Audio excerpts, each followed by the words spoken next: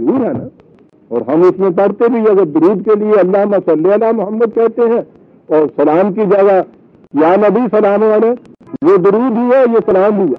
قرآن کی روح سے وہ درود ہوا, صلی علی کے معنی ہوئے. اس کا ساتھ دو, اسے کامیاب بنوانے میں پوری کوشش کرو, اس نظام کی تعمیر کرو, حوصلہ افزائی کرو اس کے ساتھ دینے والوں کا, اور عملاً کیا کرو, سلموا تسلیما, اپنے اس امیر کی پوری اطاعت کرو. دیکھیے عزیزان نام, یہ الفاظ دوسرے مقام پہ کہاں آئے, 4/4/65 غور سے سنیے. فلا وربک, خدا خود اپنی, جیسے کہتے ہیں نا قسم کھا کے یہ کہتا ہے, خدا خود اس حقیقت پر شاہد ہے. کس حقیقت؟ بڑی عظیم شہادت ہے یہ جو پیش کی جا رہی ہے, خود خدا کی شہادت. اور جس بات کے سچے ہونے کی شہادت خدا دے دے, اس سے بڑی شہادت اور کون سی ہو سکتی ہے؟ خدا خود اس حقیقت پر شاہد ہے کہ لا یؤمنون, کہ اتنا ہی کیوں نہ دعویٰ کریں یہ ایمان کا, کبھی یہ ایمان والے نہیں ہو سکتے حتیٰ یحکموک فیما شجر بینہم, تا وقت کے اپنے تمام اختلافی معاملات میں تمہیں اپنا قاضی یا فیصلہ دینے والا یا حکم تصور نہ کریں. یہ رسول کو حکم یا فیصلہ کرنے والا تسلیم کرنا, یہ کیا چیز ہے؟ یہی چیز جو دوسری جگہ سورہ مائدہ میں کہا گیا, شاید 5/44, وَمَن لَّمْ يَحْكُم بِمَا أَنزَلَ اللَّهُ فَأُولَٰئِكَ هُمُ الْكَافِرُونَ, جو لوگ کتاب خداوندی کے علاوہ کسی اور طرح سے بھی اپنے معاملات کے فیصلے کراتے ہیں, یہی ہے جن کو کافر کہا جاتا ہے. یہی وہ چیز ہے رسول کی طرف آنے سے کہ فیصلے اب خود نہیں لیے جاتے. اس میں اسلام انفرادی چیز نہیں ہے کہ میں اپنے طور پہ فیصلے لے لوں, آپ اپنے طور پہ فیصلہ لیں. ایک نظام کی تشکیل ہے, اس نظام کے اندر جو آپ نے اپنا امیر یا سربراہ چنا ہے, اور اس کا پہلا سربراہ یا امیر خدا کی طرف سے خدا کا رسول تھا, اپنے اختلافی معاملات کو اس کی طرف لے جاؤ تاکہ وہ قرآن کریم کے مطابق اس میں فیصلہ دے دے. اور کہا کہ تیرا رب اس پر شاہد ہے کہ کوئی شخص مومن نہیں ہو سکتا. وہ کہا تھا نا اولئک هم الکافرون, کہ یہی کافر ہے. یہاں کہا کہ مومن نہیں ہو سکتے تاوت کہ اپنے اختلافی معاملات میں تجھ سے فیصلہ نہ چاہیں. اور اس کے بعد ثم لا یجدوا فی انفسہم حرجا مما قضیت, جو فیصلہ اس کے مطابق ملے ظاہرہ طور پر اس کی تعمیل کرنا تو ایک طرف رہا, دل میں بھی اس کے خلاف گرانی محسوس نہ کریں. ایمان یہ ہے, اس لیے کہ ایمان تو نام تھا, پوری قلب اور نگاہ کی رضامندی سے قرآن کو اپنا حکم مان لینا. جب ہم نے دل کی رضامندی سے یہ مان لیا کہ قرآن کریم ہمارا فیصلہ کرنے والا ہے, تو جو فیصلہ قرآن کے مطابق آئے مومن کے دل میں اس کے خلاف کبیدگی کبھی پیدا نہیں ہو سکتی. اور اس کے آگے ہے وہ لفظ وَيُسَلِّمُوا تَسْلِيمًا, یہ ہے اطاعت کرانا جسے ہم کہتے ہیں. سر تسلیم خم کرنا, جیسا کہ حق ہے خم کرنے کا, یہ ہوتا ہے عربی کا یہ قاعدہ جہاں کہا جاتا ہے سلموا تسلیما. اور یہی وہ الفاظ یہاں ہے کہ یا ایھا الذین آمنوا صلوا علیہ وسلموا تسلیما, اے جماعت مومنین تم بھی اس کے کاز کی, اس مشن کی تائید کرو, حوصلہ افزائی کرو, عملاً ساتھ دو, اسے پروان چڑھاؤ, اسے کامیاب بناؤ. اور اس کا طریقہ یہ ہے کہ پوری اطاعت کرو اس کی, جیسا کہ اطاعت کرنے کا حق ہے. اس جماعت مومنین کو دیگر مقامات میں بھی یہ کہا گیا. ایمان کے معنی کیا ہیں, رسول پر ایمان کے معنی کیا ہیں. 7/157 7/157 آیت کے آخری حصہ جو ہے وہ میں پڑھوں گا. الذین آمنوا بہ, یہ وہ لوگ ہیں جو اس پہ ایمان لانے والے ہیں. ان کی کیفیت کیا ہے؟ وَعَزَّرُوهُ وَنَصَرُوهُ, وہ اس رسول کی تائید کرتے ہیں, اس کا ساتھ دیتے ہیں.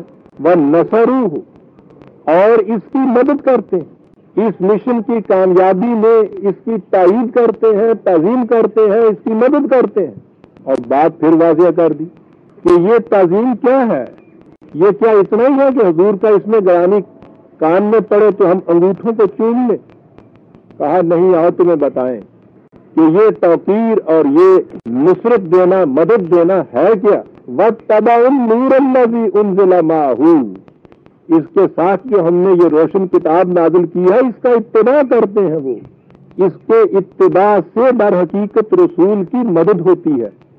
دوسری جگہ بھی مومنین کے متعلق یہ کہا ہے 48/9 48/9 میں وَتُعَزِّرُوهُ وَتُوَقِّرُوهُ، اس رسول کی تم تعظیم کرو، تقویت کا سامان بہم پہنچاؤ۔ جماعت مومنین اس رسول کے لیے دست بازو بننے، ادھر سے خدا کے قوانین کی جتنی قوتیں ہیں وہ اس کے ساتھ شریک ہیں، رسول خود بنفس نفیس اس کے ساتھ شریک ہے، اس کی جماعت اس رسول کی تائید و نصرت میں اس کے ساتھ شریک ہے، تاکہ یہ مشن کامیاب ہو جائے، پروان چڑھ جائے۔ عزیز پروان، آپ نے یہ دیکھ لیا کہ یہ صلی اللہ کے معنی کیا۔ اب آئیے قرآن کا یہ جو ارشاد کہ یا ایھا الذین آمنوا صلوا علیہ وسلموا تسلیما، اے جماعت مومنین اس رسول کا ساتھ دو، جو کچھ یہ کر رہا ہے اس کی تائید کرو، اس کے لیے تقویت کا سامان بہم پہنچاؤ، اس کے مشن کی کامیابی کے لیے سب کچھ کرو، اور اس کا طریقہ یہ ہے کہ تم اس کتاب کی وساطت، اس رسول کی وساطت سے کتاب خداوندی کی پوری اطاعت کرو۔ اور ظاہر ہے کہ یہ نظام نبی اکرم صلی اللہ علیہ وسلم کی ذات تک تو محدود نہیں تھا، قرآن کریم نے تو خود یہ بات بتا دی کہ وما محمد الا رسول قد خلت من قبلہ الرسل افإن مات أو قتل انقلبتم على أعقابكم۔ رسول یہ محمد تو نیس بجوزی کہ یہ خدا کا پیغام پہنچانے والا ہے، اس سے پیشتر بھی اس قسم کے پیغام بران آئے، اپنے وقت میں یہاں سے تشریف لے گئے۔ کیا کل کو اگر یہ بھی مر جائے یا قتل کر دیا جائے تو پھر تم کہو گے کہ یہ نظام تو اس کی ذات سے وابستہ تھا، وہی نہیں رہا، نظام ختم ہوا؟ یہ نہ کہیں سمجھ لینا کہ پھر پلٹ جائے اپنی روش کوہن کی طرف۔ جو ایسا کرے گا اپنا ہی نقصان کرے گا، قرآن نے یہ بتایا ہے ہمیں۔ تو گویا یہ وہ نظام ہے کہ جو رسول اللہ صلی اللہ علیہ وسلم کے بعد بھی جاری رہنا تھا۔ اب یہاں جو چیز ہے کہ رسول کی اطاعت کرو، تو وہ جو ایک مرکز ملت کی حیثیت تھی، ایک سربراہ حضور کے بعد بھی برقرار رہے گی، حضور کے جانشین اس نظام کے سربراہ یہی فریضہ سر انجام دیں گے۔ اب اس کے بعد یہی جسے ہم نے یہ صلی اللہ کہا ہے، یہ ہوگا کیا؟ یہ پوری جماعت مومنین اس نظام اور اس مشن کی تقویت کا سامان بہم پہنچائے گی، اسے پروان چڑھانے کے لیے ہر قسم کی کوشش کرے گی، ہر قسم کی قربانی دے گی، اور اس نظام کی سلم تسلیمہ پوری اطاعت کرے گی، اس کے سامنے سر تسلیم خام کرے گی۔ عزیزان ایمان، یہ تھا مطلب اس کا یا ایھا الذین آمنوا صلوا علیہ وسلموا تسلیما، اور یہ تھی وہ چیز ان اللہ وملائکتہ یصلون علی النبی، قوانین خداوندی اور اس کی کائناتی قوتیں وہ سب کی سب اس نظام کی تائید اور تقویت کرتی ہیں کہ جو رسول کی وساطت سے یہاں قائم ہو رہا ہے۔ اے جماعت مومنین، تم بھی اس کی تائید کرو، تقویت کا سامان بہم پہنچاؤ، اس کے کامیاب کرنے کے لیے ہر قسم کی قربانی دو، اور اس کا طریقہ یہ ہے کہ پوری اطاعت کرو جو کہ اطاعت کرنے کا حق ہے۔ عزیزان ایمان، قرآن کی آیات آپ کے سامنے آ گئی۔ ادھر تھا خدا اور اس کے فرشتے یہ کچھ کرتے، نبی اکرم صلی اللہ علیہ وسلم کے متعلق حضور کو ایک حکم دیا گیا ہے 9/103 9/103 جماعت مومنین۔ جہاد کے متعلق تو یہ کہا تھا نا کہ اموال اور انفس کا دونوں کا ہوتا ہے، اور ضمن یہ آیت آگے سورہ توبہ کی ہوئی آیت 112 ان اللہ اشتری من المؤمنین اموالهم وانفسهم بان لهم الجنہ۔ آج کل جو بڑا چرچا ہو رہا ہے کہ صاحب قرآن کریم یا اسلام پرائیویٹ پراپرٹی جو ہے اس کی اجازت دیتا ہے، تسلیم کرتا ہے اس کو، اس لیے کوئی ایسا نظام جس میں پرائیویٹ پراپرٹی نہ رہے، ذاتی ملکیت نہ کسی کی رہے، وہ اسلامی ہو نہیں سکتا۔ لمبی چوڑی بات کو تو چھوڑ دیجئے، اس ایک آیت کو لیجئے